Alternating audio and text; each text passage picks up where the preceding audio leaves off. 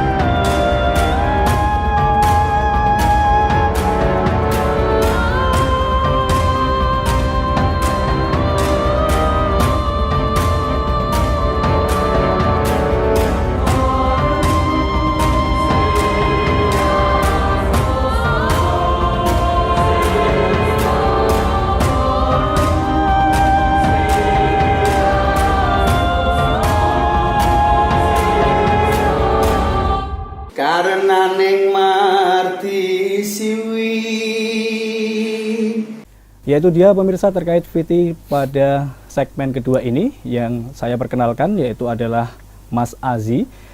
Mas Azi ini merupakan seorang penasihat spiritual Islami, ahli ilmu hikmah, dan juga seorang guru meditasi dan juga budayawan yang berkepribadian sosialis dan juga low profile. Nah, untuk mengenal lebih lengkap mengenai Mas Azi, kita sapa terlebih dahulu. Selamat pagi Mas Azi. Sugeng Enjing, selamat pagi. Oke. Mas Imam. Baik.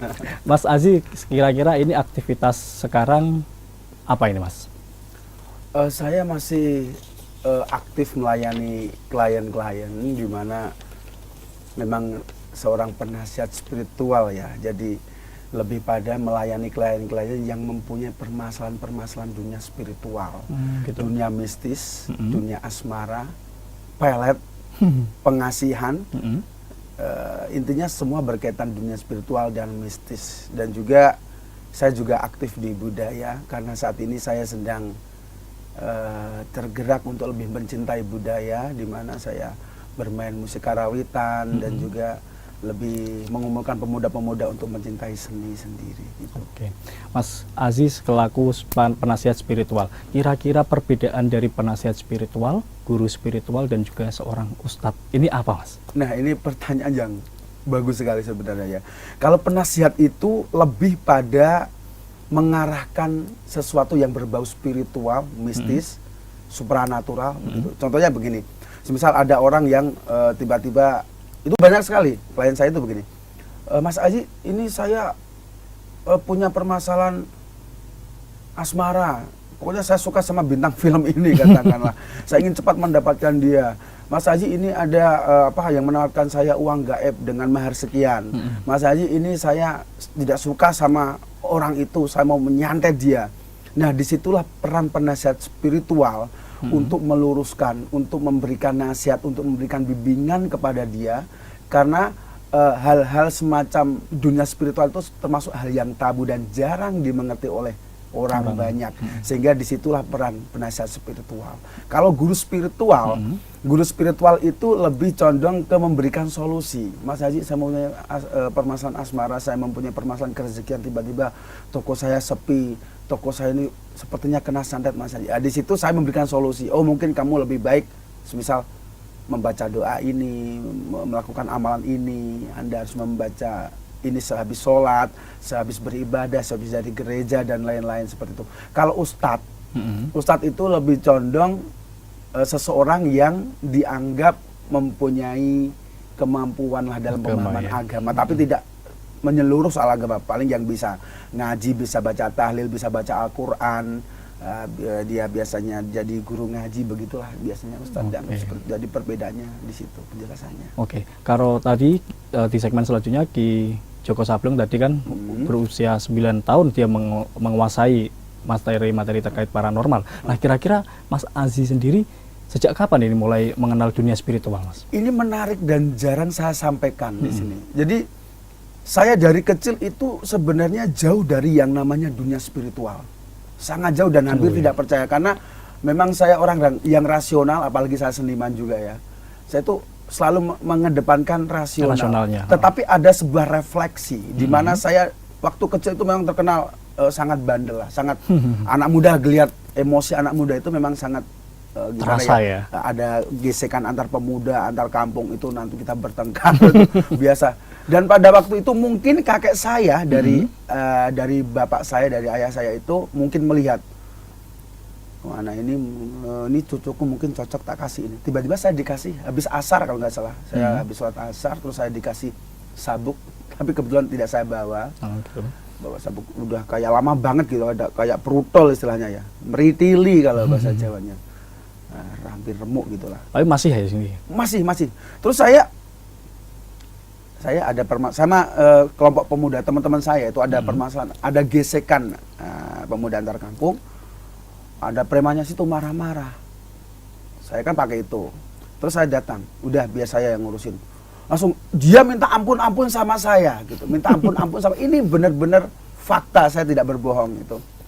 Dan semenjak itu saya merasa itu ya refleksinya di situ. Di situ ya. Pasti ada kekuatan spiritual di sini begitu. Dan semenjak itu teman-teman ngomong kalau wah, kamu sakti, kamu ampuh begini. Kalau ada permasalahan-permasalahan, biasanya pemuda-pemuda di tempat saya itu, termasuk tetangga-tetangga atau orang tua itu larinya ke saya gitu. Dan di situ saya terbiasa dengan menasihati dan dimulailah dunia spiritual. Tapi gitu ya. itu umur berapa ya? Kalau nggak salah ya mungkin setelah SMP Sanawi lah. Mungkin berapa itu? 13, 14, 15 ya mungkin. Antara itu ya. Itu, Oke. Nah, di dunia sosial media juga Mas Azi ini kan banyak juga menolong orang, nah kira-kira.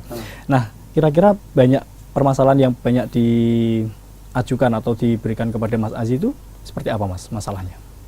Menurut prosentase pribadi saya itu saat ini yang banyak sekali curhat masalah ekonomi. Ekonomi ya. Ya itu karena tidak bisa dipungkiri ya, di masa pandemi corona ini tuh sangat memberikan dampak yang sangat sangat besar kepada seluruh lapisan masyarakat. Tetapi kadang orang yang tidak punya logika, nah itu disitulah peran penasihat spiritual. Jadi dia merasa saat ini siapa di sini yang tidak merasa terdampak dengan corona? Pasti terdampak.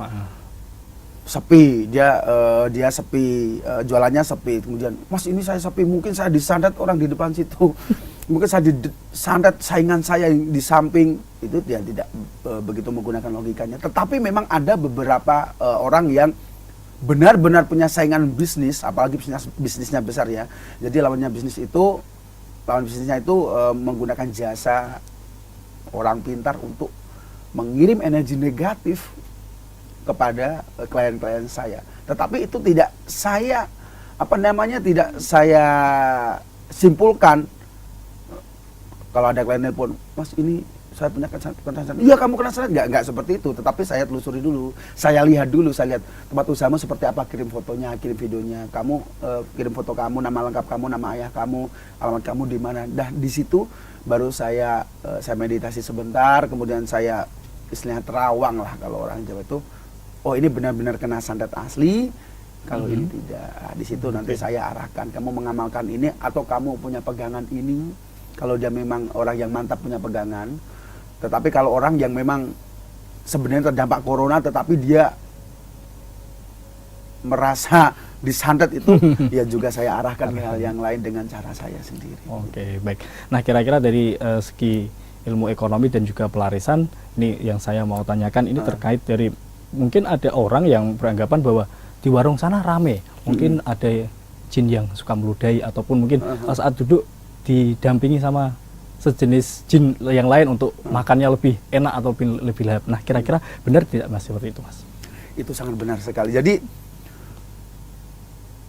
dunia hitam maksudnya ilmu pengasihan hitam itu pasti ada kaitannya, ada istilahnya, ada khodam lah, ada makhluk halus yang membantu untuk melariskan dagangan siapa yang mengambil pelarisan hitam itu. Jadi sepengetahuan saya memang makanan-makanan orang yang mengambil pesugihan hitam itu memang diludahi oleh jin. Gitu ya. Terus ada ada yang bertugas meludahi, ada juga yang bertugas untuk menarik pembeli. Jadi misal Mas ini lewat, Ya. sebenarnya ya masih kenyang-kenyang saja, tetapi ketika ada tempat makan yang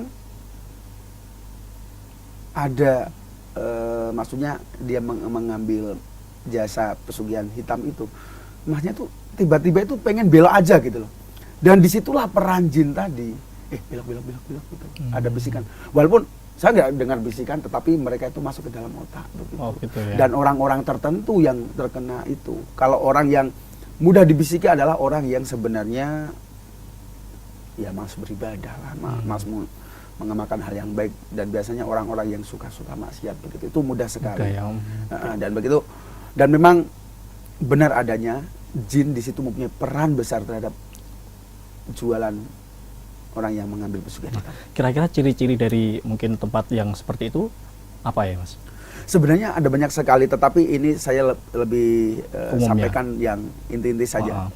Biasanya itu kalau dimakan di tempat tersebut itu enak, tetapi kalau dibawa pulang nggak enak. Gitu ya. Itu ya. Terus di situ sering ada hewan-hewan aneh. Seperti? Iya, seperti kayak ada kalajengking, ada kayak apa namanya, ada kayak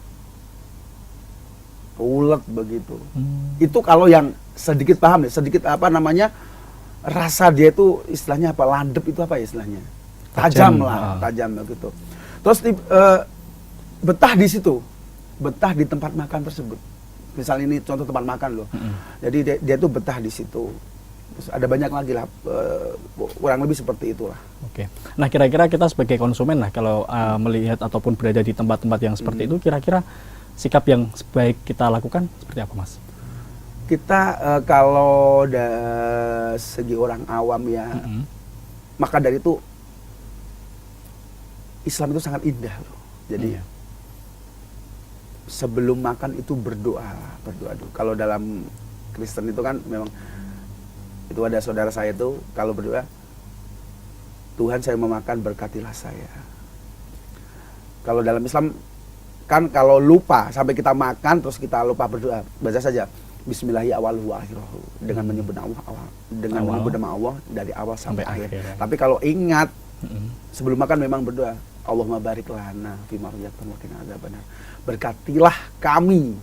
Jadi semoga berkah apa yang kita makan begitu. Jadi insya Allah dengan membaca itu saja, apalagi ada tambahan la haula wala quwata illa billahil aliyil azim, a'udzubillahi minasyaitonir rajim, bismillahirrahmanirrahim, Allahumma barik lana sampai akhir. Insya Allah walaupun itu ada terkait energi dengan ilmu hitam, insya Allah dengan bacaan kita insya Allah itu akan menetralisir energi-energi hitam. Oke. Nah, bagi pelaku yang memberikan atau mempunyai ilmu-ilmu hitam seperti itu, kira-kira ada tidak Mas efek-efeknya, mungkin jangka pendek ataupun jangka panjangnya, Mas? Semua pengasihan ilmu hitam itu pasti ada kontraknya. Itu pasti ada yang 10 tahun, ada yang 20 tahun. Otomatis masa aktif seperti nomor HP ya itu ada mahar-mahar tertentu. Ada mahar-mahar tertentu dalam arti kalau 10 tahun ya maharnya 500 juta katakanlah. Kalau 10 tahun 1 miliar dan lain, ada seperti itu. Dan nanti ada efek yang kurang baik di mana pesugihan hitam itu sama dengan mengambil kerezekian dari anak turunnya sampai 7 turunan. Ini pertanyaan terakhir, terkait dari masa pandemi seperti ini, ekonomi juga semakin berantakan mungkin ya, di sana sini tidak pastilah. Nah, kira-kira saran dari Mas Aziz sendiri untuk para pelaku ekonomi supaya ekonominya tetap berjalan di masa pandemi ini seperti apa, Mas? Ya, ini pertanyaan yang sangat bagus sekali ya. Ini pengalaman pribadi saya. Saya itu lebih condong saat ini, klien-klien saya itu saya arahkan ke jasa. Ini contoh kecil. Jasa cuci sepatu. Itu pasti gak kepikiran loh. Iya, benar. Jasa cuci sepatu, jasa cuci helm, bahkan saat ini musim hujan. Buat motor ya?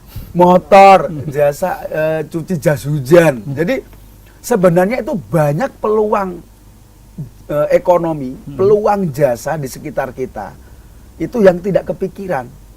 Karena apa? Mayoritas orang itu berpikir ya jualan makanan. Ya benar, jualan makanan bisa, jualan makanan itu bisa, jualan minuman juga bisa. Tetapi untuk melihat peluang ekonomi kita itu harus berpikir yang kritis dan jeli. Karena apa?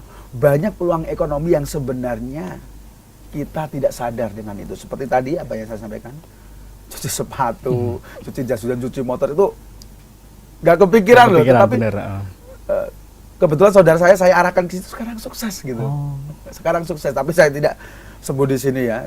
Yang pasti saya punya keponakan, saudara saya itu saya arahkan ke situ dan sekarang sukses. Oke, baik. Terima kasih Mas Azi atas masukan-masukannya dan juga sudah hadir di studio kami. Baik. Ya, itu dia pemirsa, bincang-bincang bersama Mas Azi, tapi pemirsa tetap saja di Simpang 5 karena setelah ini di segmen selanjutnya kami masih mempunyai informasi yang tentunya menarik untuk Anda. Tetaplah di dalam program Bangga Kudus.